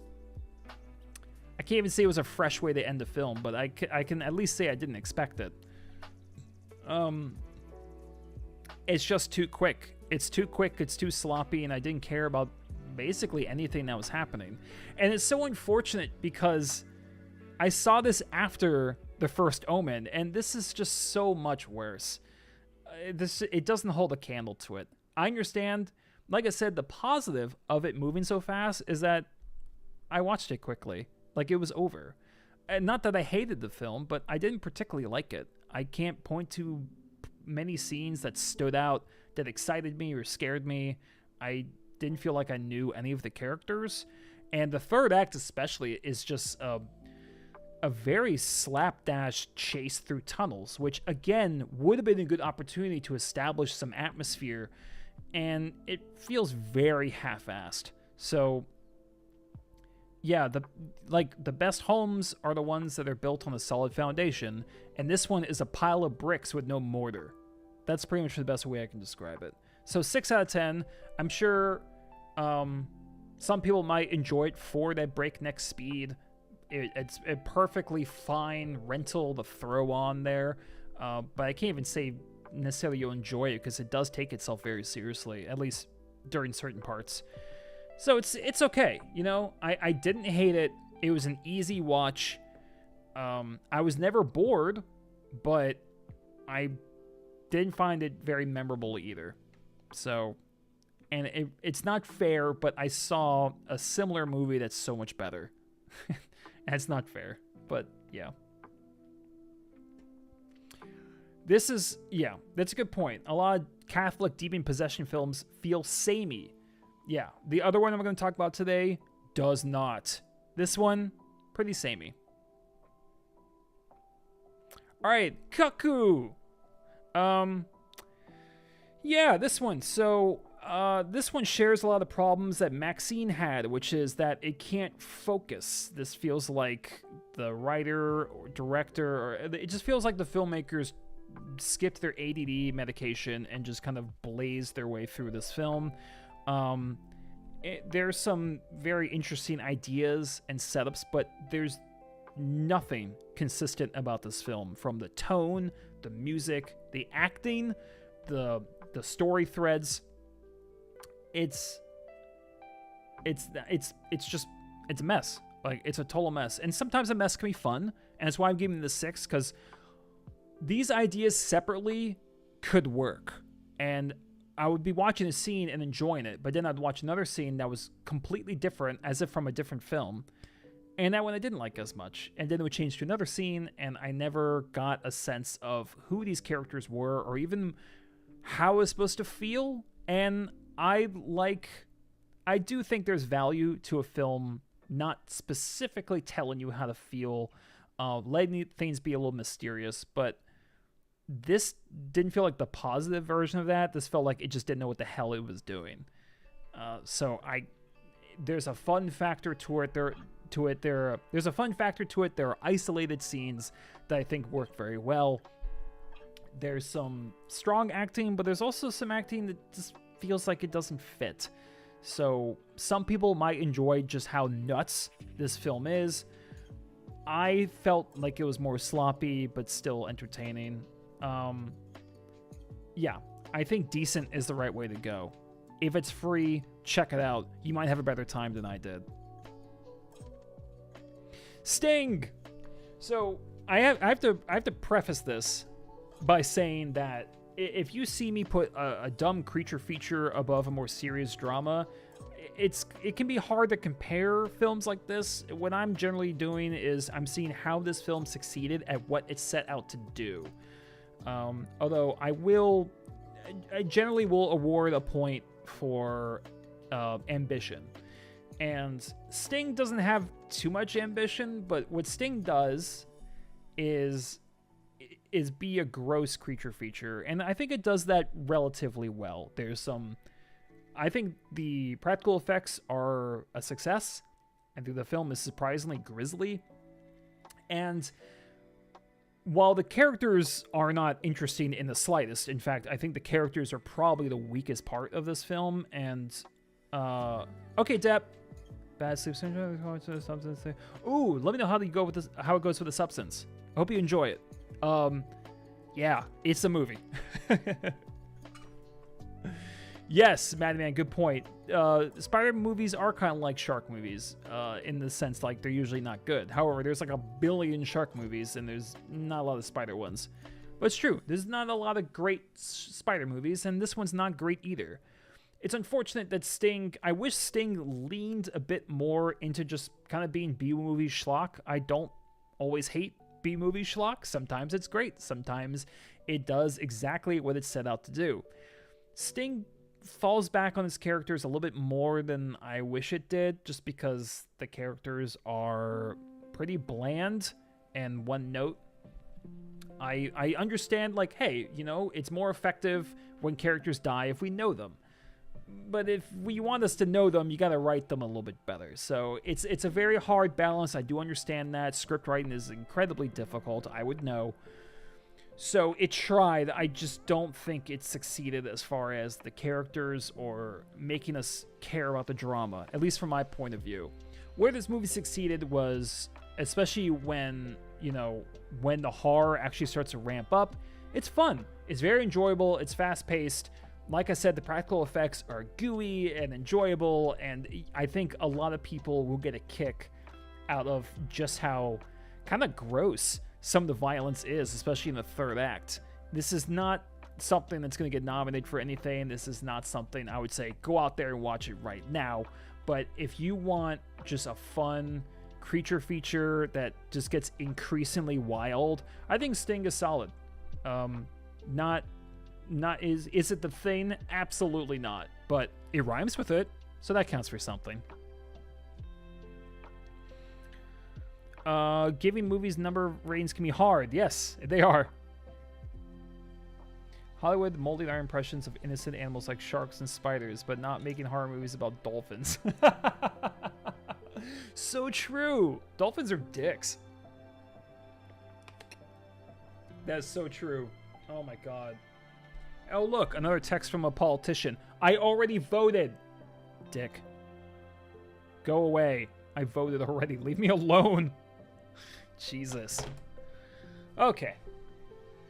I had to go fast. How long is this stream? Jesus Lord. Ooh, hour and a half. No wonder I'm sweaty. All right, In a Violent Nature. I don't know if you guys have heard this one. So this one has a pretty... Yeah, this one has a pretty fresh concept. It's a slasher, and in many ways a typical slasher. A bunch of dipshits are out in the woods having fun, drinking beer, and having sex. And, of course, a silent, slow-moving monster is out there and starts butchering them to pieces. The twist is that the movie is from the slasher's perspective. So we see him kind of almost robot-like march through the woods and stalk these people and destroy them in incredibly visceral ways. Now, great concept, you would think, until you actually really start to ponder what that entails. So the character we're going to follow doesn't talk, is basically brainless, and moves about the speed of a tractor stuck in one gear. Or I guess are all tractors in one gear? I don't know. But he's slow. And that raises a lot of red flags right off the bat, and those all become problems when you watch the film. So a gigantic chunk. First of all, it's impossible to relate to any of the characters, obviously. And unfortunately, there are massive periods in this film where he is literally just walking through the underbrush. And I think there are definitely scenes I can picture in my head of someone just walking through a forest, walking around a cliff, wading through the ocean, just, something either tense or tranquil. And those kind of breaks almost can be a positive for the pacing. It can give you time to breathe, or it can even intensify a scene based on context. In a Violent Nature, the slow moving through the woods is the only, because we're following him, we have to follow him through all of it. And you come to realize that watching a slasher movie from a slasher guy's, watching a slasher movie from the villain's perspective is kind of boring. I'm actually glad that we don't see a lot of the villain in those movies, because he's doing exactly what he's doing in this film, which is trudging along and trying not to trip over tree roots. I mean, there's a lot of that. So normally, this is where someone jumps in and says, wow, I really admire that. That's really brave to actually show the character doing that and risk boredom. But me, I'm just thinking, that's just not really smart filmmaking. That's not, I don't find that brave. I think that's just misguided. So what would I do instead? I don't know, cut a lot of those sequences out, number one. And the film is short. I mean, this thing's not even 90 minutes. But I would cut a lot of that out. Another thing you can do is just switch up the locations a little bit more. I know you're stuck in the woods essentially, but at least give us a little bit more to chew on. It's not like the movie is badly shot. I mean, there are very interesting, there are visually potent frame shots in this film that I can recall right now from memory. So it's not like the filmmakers don't know what they're doing. It's more this dedication to making sure that we're always following this guy and that we're showing what his day-to-day is like, but now that I know it, I don't think I needed to know it. It's just way too slow. I'm giving this 6 because I do admire the concept, even though it's flawed. I do think there is some merit to showing things from a villain's perspective, and I feel like if they just cut out some of the fat and replaced it with something else, I don't know what, but even if it was something like watching more of him like build traps or construct weapons or anything like that would have been a bit more engaging. Also, I didn't even mention the gore, but the gore is awesome. I mean, it's very over the top, but it's definitely inventive with the kind of things he does to human bodies. So I'll just leave it at that. So I think it's proficient from a technical perspective. If there's a sequel, I have no idea what they would do, but if they continued, like if they sort of replicated this idea in a different genre, so showing the villain of a different kind of movie, like showing the villain's perspective from a different kind of horror movie, I'm all game for that. I think that's a really kind of cool idea for a trilogy, like following the slasher, following like the serial killer, following the psychological murderer, like following the ghost. In fact, there's a film from this year by Steven Soderbergh called Presence, where the entire movie is from some kind of entity's perspective. And apparently that movie is fantastic. I have not seen it yet. But that sounds like a really good time. This was flawed by its concept, but it's also kind of its selling point. It's a weird kind of paradox. I do think there's plenty that should have been cut from this and more interesting stuff added to it. So I'm going to give it a 6 out of 10. It's worth watching, but don't be surprised if you find yourself nodding off during one of the, walking simulator moments.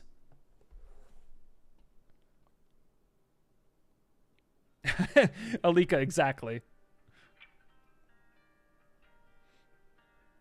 All right, Oddity. This one's gonna bother people. I'm very borderline on Oddity. I don't know whether to give it a 6 or a 7. I think the acting is solid. It's well shot, and there are moments that are tense. I can't say I was ever checking my watch. I was always pretty involved in the plot. My problem with Oddity is the same problem I had with a similar film, Caveat, which is that the only way for this story to work is if the characters don't have brain stems. It's the only way. And I know people are different. Cultures are different.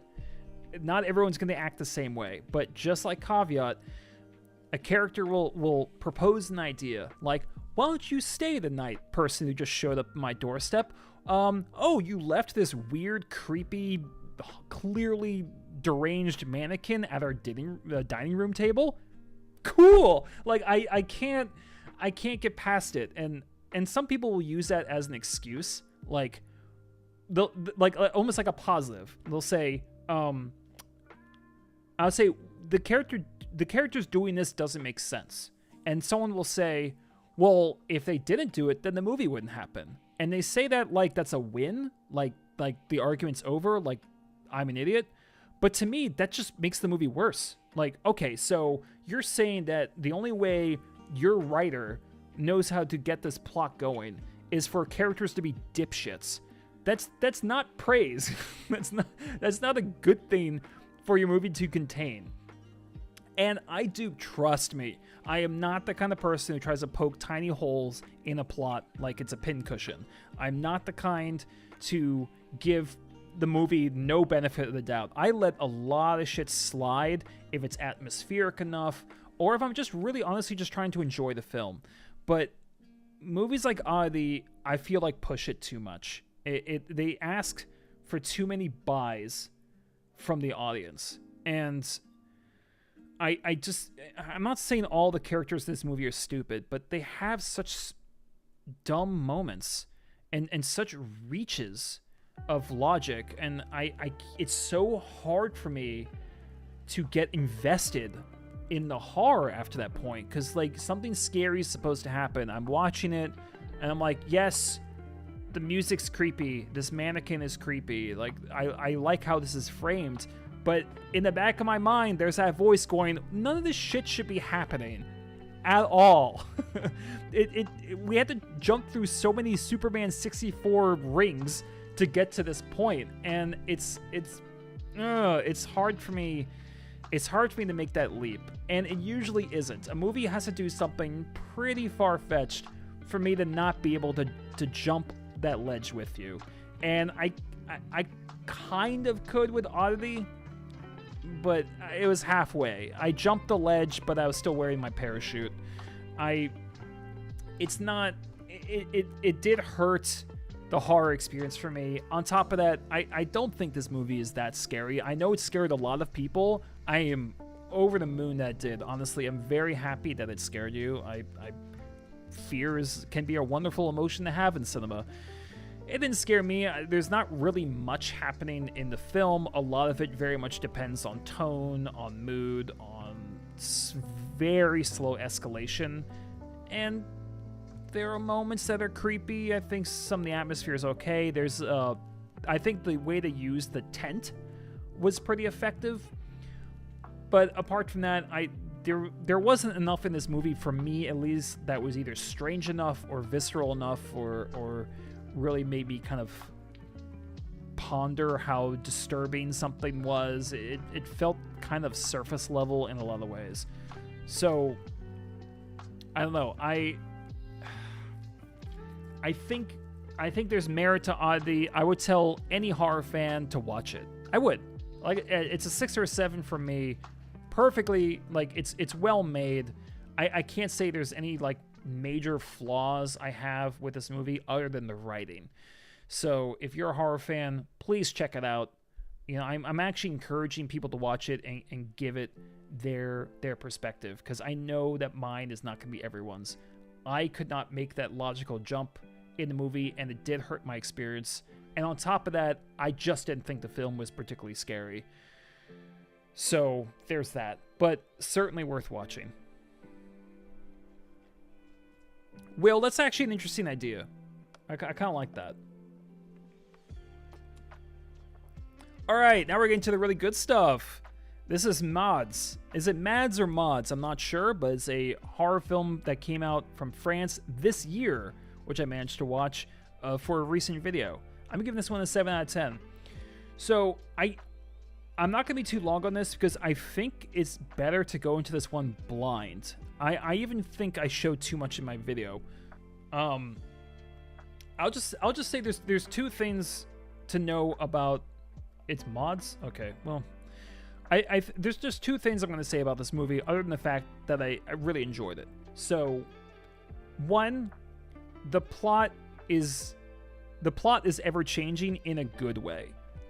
The movie establishes just enough for you to get a handle on the characters, their motivations, their flaws, and the situation at hand. And once you start getting comfortable, it slowly starts to pivot into something else, and then it pivots again. So it's not as rushed as something like Immaculate. It's not as all over the place like Kaku. But it is slowly kind of adjusting and getting you off balance. And I think pacing-wise, and you know, scene progression, I think the film does a really good job of keeping you on your toes and surprising you in a way that feels justified instead of random. So I love how this plot progresses, and I love how you think you know what genre is, and then you start to realize the other genre that it's developing into. I'm not going to spoil what that journey is. I do think it's good to go into this one blind. Just know that the movie is loud, there's violence, so, you know, don't watch it with mom. But I'll just say that. Second thing is that Mods is a one-shot film, meaning that the entire thing was done without any cuts, and not in a way that other films have kind of gracefully cheated, like Birdman, for example, 1917, certain sequences in climax. There are ways to make it feel like one shot, but it's actually not. No. This is hardcore, extremo, like playing on 00 agent difficulty, one-shot film from start to finish. I think they did 5 takes. The director said he's trying to put out behind-the-scenes content to verify this, so he seems very confident in the fact that this is a one-shot film. And as a one-shot film, yeah, like, I actually like the fact that you can see a few technical flaws, because it almost like it adds validity to the fact it's one shot. Kind of like when you watch a live show, and sometimes it's fun to see like a little mistake here, a little buffed up note, like a muffed up note there. And it's almost fun because you realize like, oh yeah, like this is real. This is not pre-recorded. This is happening now in front of me. And watching this movie, yeah, like you'll notice like a little bit too much lens flare there, and maybe this was a bit off, but that just gives it life. It feels like the whole film is just like this wild roller coaster, this catastrophe in a way, happening right in front of you. It's incredibly intense and fun, unpredictable, and this is, I think, one of the kind of best Halloween recommendations for like a group of people. This is, in a lot of ways, it feels like a party. In other ways, it feels like a chase scene. It's not a masterpiece. One of the actresses is great. One of the other actresses is pretty limited in her range, in my opinion. Although I do love I do love the end credits, which features her. Yes, if you like the movie Victoria, you'll probably like this. It's the same kind of concept. And if you are a filmmaker or you just love the technique behind filmmaking, I'd say definitely watch this one, because as a one-shot film, the amount of movement, transportation, different locations that are used in this film is almost extraordinary. I mean, they're going from house to house, from vehicle to bicycle. There's a lot going on. There's a lot of coordination that was required for this. And at the very least, watch the first like 15 minutes. I mean, that's when I started to realize it was one shot, and then by that point I was just hooked. I think the actor does a great job portraying someone who's really high and also starting to have a kind of a bad reaction to it. So, I mean, this thing starts kicking right out of the gate, and it doesn't really stop. And for this kind of film, that pacing is perfect. Very enjoyable, fun, intense, wild film. I'd say definitely watch it.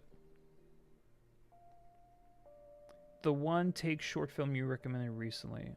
There's a one-take film I recommended recently? Oh, I did talk about this in a video I put out. When did I put out that video? Is that yesterday? God, feels like so long ago. All right. Longlegs, which I'm giving a 7 out of 10. I talked about this somewhat recently. I think Longlegs is a little messy in its script. Similar to a couple other films I've talked about, it's exploring a lot of different ideas and maybe need a little bit more focus. However, I do think I think the attributes of this film far outweigh some of its story flaws. While yes, yes, the climax felt rushed and very slapped together, everything preceding that was involving and pretty damn disturbing.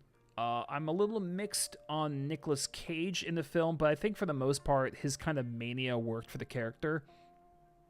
I didn't like the interrogation scene just because it reminded me of I didn't like the interrogation scene because it reminded me of the interrogation scene from The Batman, which is the shittiest part of that film, like by far. And I don't know, and there were moments where I felt like the main actress was not, I don't know, I felt like there were moments where the lead actress wasn't quite delivering, even as the kind of faraway character as she is. But so obviously, like, I have problems with this film. I don't think it's the masterpiece people are calling it. However, this film is trippy and bizarre and has a lot of, it's clearly like having a lot of fun diving into like these different concepts. And I love a film, especially a horror film, that is just chock full of ideas and is always experimenting and trying to find new ways to give you an emotional impact, whether it's this kind of picture word association test that the character is doing, Nicolas Cage screaming some kind of lyric in the car, which rises to such a level that actually kind of freaked me out. Some of the crime scenes are horrifying, even when they're just being described to the main character. I love the opening credits that seem to be trying to possess you in the way the thing was edited. I love all the music. In fact, it's very, I don't know, I love all the music. It's very sort of warped and psychedelic, and the film just feels disturbed. It feels like the film is in a dark place and is pulling us down with it. I can't really describe it any better without just going into very specific scenes, but it made me feel sick. It gave me the kind of Midsummer vibe where I felt like I shouldn't be watching this. Like, it was showing me things I hadn't seen. It was making me feel things I hadn't felt. And for horror, I think that's a big accomplishment. Oh, your mom enjoyed it. Well, that's cool. I've never seen Time Detective. Is that a show I should watch? So yeah, good movie. I understand why people are absolutely in love with it. I'm not in love with it, but I think it's a very good horror film, and it's probably the creepiest one I've seen this year. But then again, the year's not over. Oh, True Detective. Oh, that movie's sick. Oh, I mean, show. I love True Detective. We're talking season 1, though, right? We're talking season 1? Did you say season 1? I'm assuming you mean season 1. Yeah, you did. Okay, good. Woo! Almost thought you were talking about season 2. Woo! That'd been scary. All right. All right, 2 left. Yeah. Season 1 True Detective is fucking solid. Oh, it's so good. Really, really excellent. You know what? You say it's like Twin Peaks. I guess I kind of know where you're going with that. It's a cop movie, but slightly supernatural. But to be perfectly honest, nothing feels like Twin Peaks to me. Like, nothing. I watch Twin Peaks, and then there's Twin Peaks, and then there's everything that's not Twin Peaks. There's just something about Twin Peaks as far like its dedication to its cheese. You know, like there's something so special about it. Like, it's so unabashed about being that corny and being that mysterious at the same time. Like, especially the music it uses and the Colin McLaughlin's performance. It's so good and it's so strange. There's nothing quite like it. Thank you. Gustavo in my chat said, Maka Monroe makes a duck face every now and then, and that is distracting in Longlegs. It is, and I've seen her give great performances like in It Follows. And I understand the kind of character she's playing in this, but it also just results in a very limited performance. And I wasn't crazy about her in this film, and it's such a shame. All right. Next up is The Substance, which I'm giving an 8 out of 10. I went back and forth between giving this one and my actual, I went back and forth between giving this one and another film the top spot. I go back and forth. Spoiler, they're both 8 out of 10s. The only reason I'm putting this one as a runner-up is because on the one hand, I do admire the fact that The Substance knows that it's crazy and cheesy and over the top. It's like, the filmmaking is on an expert level. It's creative. It's beautifully shot and well put together. The editing is excellent. But it's not trying to be a dry or stale film in any regard, and it doesn't want... There's no pretentiousness at all with this film, and so there are elements here that prove that the film itself is not taking itself too seriously. So the sound effects are knowingly over the top. It's very clear that it's supposed to be over the top. Dennis Quaid's performance is cartoonish, but it's intentionally cartoonish. And again, very clear. This is something M. Night should pay attention to. It's very clear which character we should take as a serious person and which character should be kind of like a cartoony stereotype to push along the narrative. With that said, there were still some moments here and there where I felt like, okay, I know this is supposed to be cheesy, but you're also kind of being repetitive. But these were very small moments here and there, especially towards the end. I do think the third act, as crazy and chaotic and satisfying as it was, probably could have been a little shorter. But these are nitpicks. I mean, The Substance is such a great film, and I said this in a recent video. The Substance is the kind of film that deserves Oscar nominations, but it's also like violating every kind of Oscar-y rule there is. Like, this is the complete opposite of an Oscar film, yet it's like so much about it is just so professionally stitched together. Like I said, the editing, God, the music, Demi Moore's performance,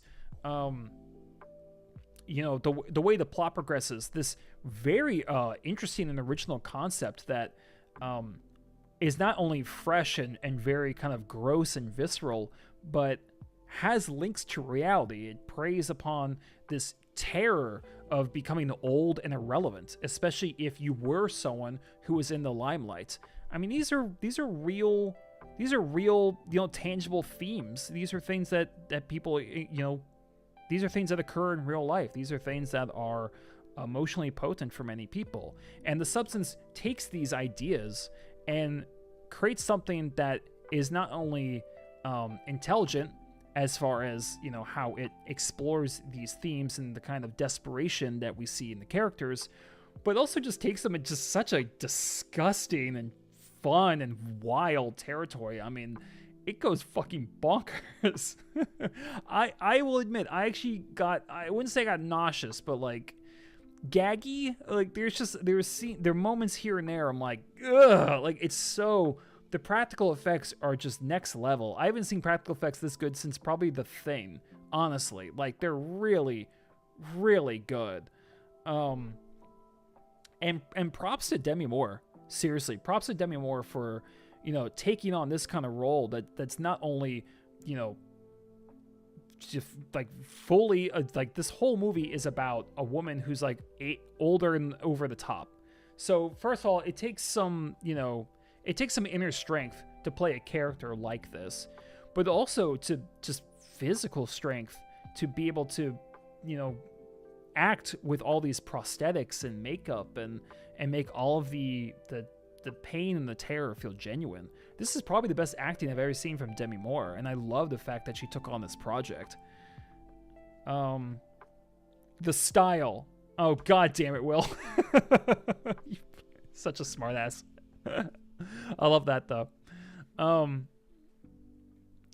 Yeah, you know, this is another film I could just go on for ages about. This is definitely not going to be for everyone. It'll be too gross for some. It'll be maybe too long for others, or too ridiculous. So, you know, it seems to be, it's the kind of film that's definitely not trying to attract a wider audience. However, because it's so well made, because it's so creative, and because all its grossness, to a certain extent, does have a purpose, it is attracting quite a large audience because people are so hungry for something new, that's something that sparks someone's imagination, and this thing is firing on all cylinders. So I don't know.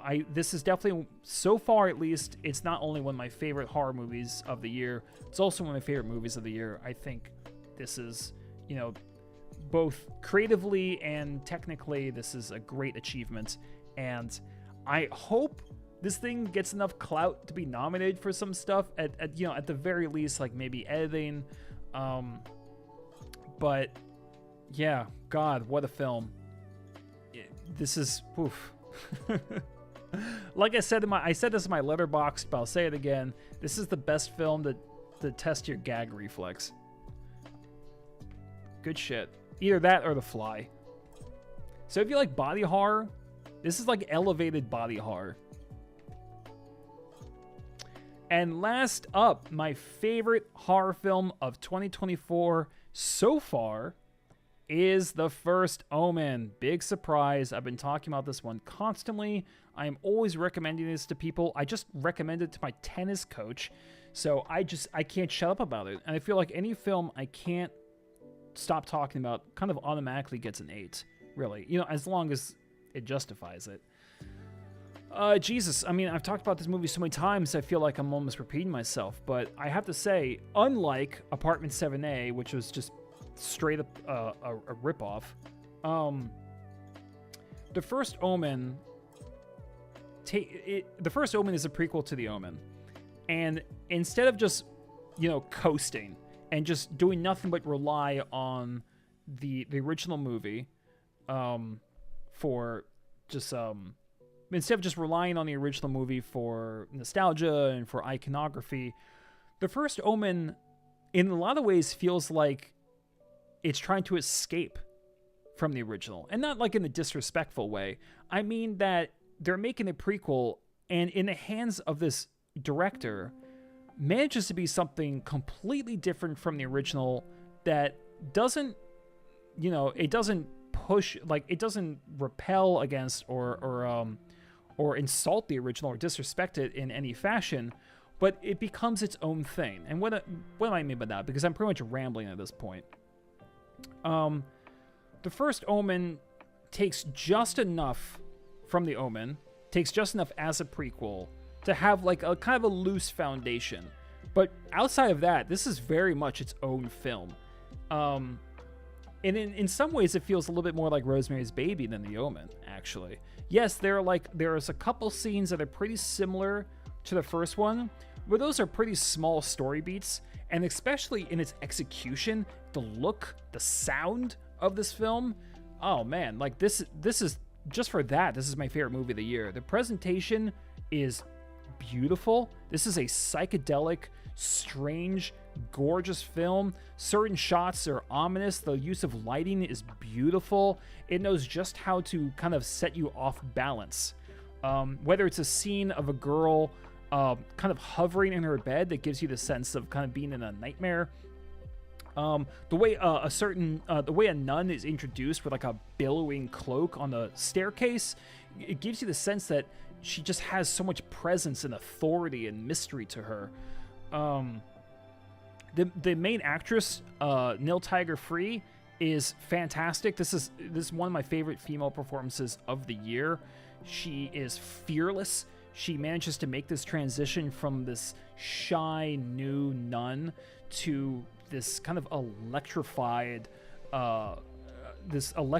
woman who is trying to escape a horrified situation. I mean, her character gains not only so much terror but so much confidence as the film goes on, and it's great seeing her really like step up for some of these sequences. There's a scene that I feel like was inspired by the movie The Possession, and if you've seen the movie, you know what I'm talking about.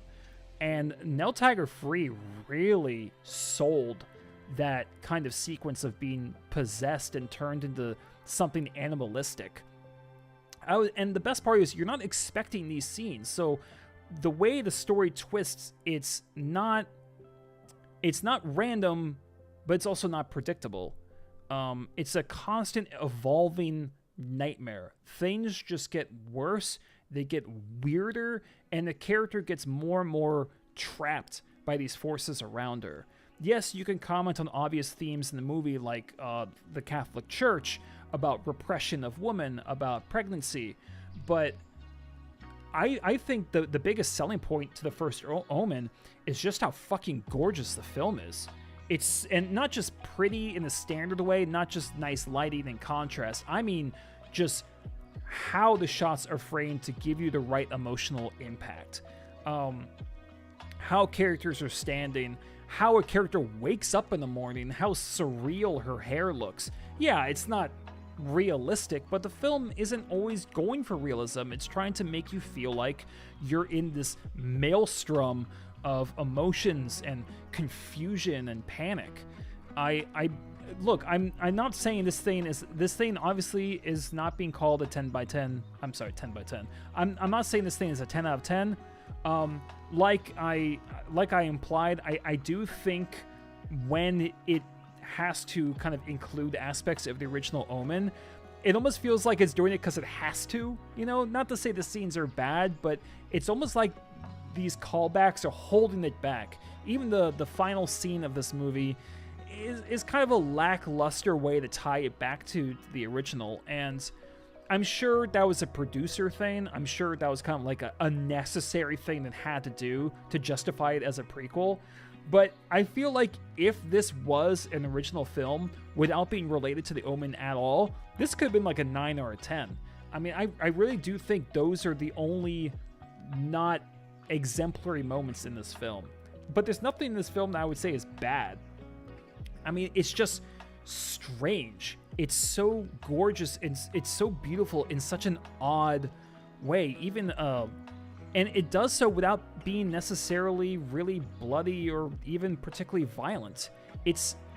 The film does what great horror films do, which is it can get under your skin and make you feel like unnerving things by its presentation and through its concepts. So a woman being a woman's face being flooded with terror and then peace and then this weird deranged bliss, and the changes between these emotions is so disturbing, and we can see that reaction on the main character.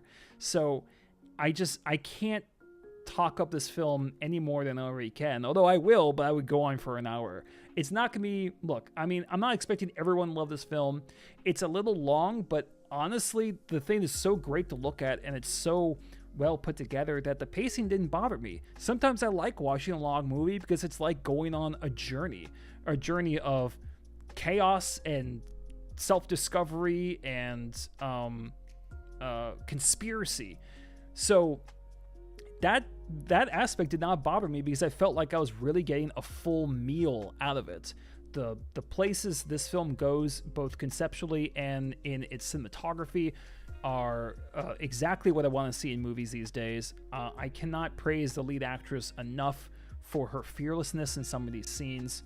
It's just so well done. And on top of all of that, this is the director's first full-length feature. And you wouldn't guess that by how professionally, you wouldn't guess that by how polished this is, but you can also kind of assume that because it's so fresh and alive. And it really does lead into that theory of mine that this was such a passion project for the director, but she was kind of being just restrained just a little bit by its ties to the original. So again, all I could say is this is such a fantastic movie. I cannot wait to watch it again. I actually liked it more as I thought about it. When I first saw it, I was like, this is definitely a 7. The more I thought about it, the more those scenes washed over my head. The more those scenes washed through my brain, I had to move it up to an 8 because I just can't stop thinking about it because those shots, those feelings it gave me, that journey I went on, was something that I truly think is unforgettable, at least for me. So for all of those reasons, for its technical proficiencies, for the emotions it brought out of me, for its creativity, and just all around strange beauty, I have to give The First Omen not only an 8, but the spot of my favorite horror movie of the year so far. But all I can do is hope that Nosferatu will be good enough to beat it. And a horror movie that got a lot better the more I thought about it was Mandy. Oh, nice! I loved Mandy. Mandy was dope. I understand that the beginning was slow, but I was like the only person not bothered by that because I just thought it was so beautiful. And then once it turned into just chaos, man, Mandy was fucking awesome. I think, you know what my favorite scene in Mandy was? First of all, that thing should have been nominated for best cinematography. I don't know what the hell that had some of the best cinematography of the year. But, and anyone still watching, I'm about to stop the stream, but anyone still watching, watch Mandy. Yes, it starts slow. It's an odd movie, but it's so good. But you gotta watch it for the visuals. I mean, it's such a beautiful film. the scene where the cult leader is talking to someone who's on acid, and because she's hallucinating, his face starts to merge with her face, and so it almost, because it's so close up, it's a POV shot. It's almost like we're hallucinating, we're being hypnotized, and we're merging ourselves in a way. It's like a three-way merge. I know this sounds so silly, but that was the kind of effect I got. It was so trippy and invasive, and I loved it. Loved it. Such a bizarre and awesome scene. Wasn't expecting something like that. So yeah, big ups to Mandy. I also saw Beyond the Black Rainbow, same director. I didn't like that one as much, although it definitely had some good scenes. But Mandy was great. In the bathroom, yeah. That one's not one of my favorites, but I still like it. My favorite scene was definitely that, the face merging. And also Nick Cage when he, no spoilers, but when he lost something. I'll say that. It reminded me that the guy can act. That the guy can act sad. Heartbroken. Now, that was a nice surprise. It was like, oh yeah, right. He's actually a good actor. That was really powerful. Oh, and the scene with the motorcycles. When the guys show up the first time. The hazy lighting on that scene was incredible. Anyway, I've been talking for 2 hours. Wow, you guys listened to me for that long? I'm very humbled by that and also very flattered. That's going to be it for me. So that is my roundup for all the horror movies I saw this year so far. Really excited for Nosferatu, but I would love to know, what are your guys' favorite movies of the year? What are some of your least favorites? So yes, please comment below with your list for the year. And yeah, I got more horror films coming. I got more horror videos coming soon. Subscribe, share, all the support means the world. And as always, thanks for watching. Yes, he has Wild at Heart and the one where he's writing the script directed by Spike. Oh yeah, you're thinking of Adaptation. Adaptation's a very good film. Is that his best performance? It honestly might be. He plays 2 characters. Nicolas Cage himself said it was the most acrobatic performance he's ever done. By the way, before I leave, real quick,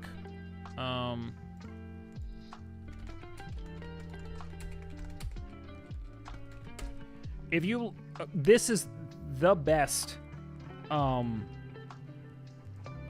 here. This is the best, interview I've ever seen, where, you know how like GQ and Vanity Fair, they'll go through an actor's career and they'll ask the actor like, what about this and what about that? GQ did a video with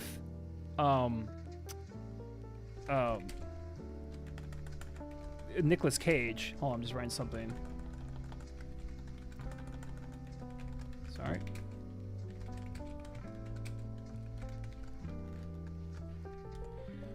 That video is an interview with Nicolas Cage with GQ, talking about, his career, and it's fascinating watching him talk about his influences for his roles, how much he was influenced by German Expressionism,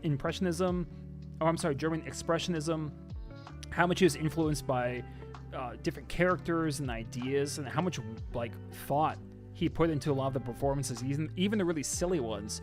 For example, Raised in Arizona, his character was based on Woody Woodpecker. So it's just a wild interview. It's really cool. It's great hearing him speak about these different roles. He's very intelligent and well-spoken. Even if I don't love every film he's in, I love hearing him talk about them. So definitely check out that video. It's one of my favorites in terms of like celebrity rundowns. Anyway, that's gonna be it for me. I don't know how, but I'm gonna try to get this video out by this weekend.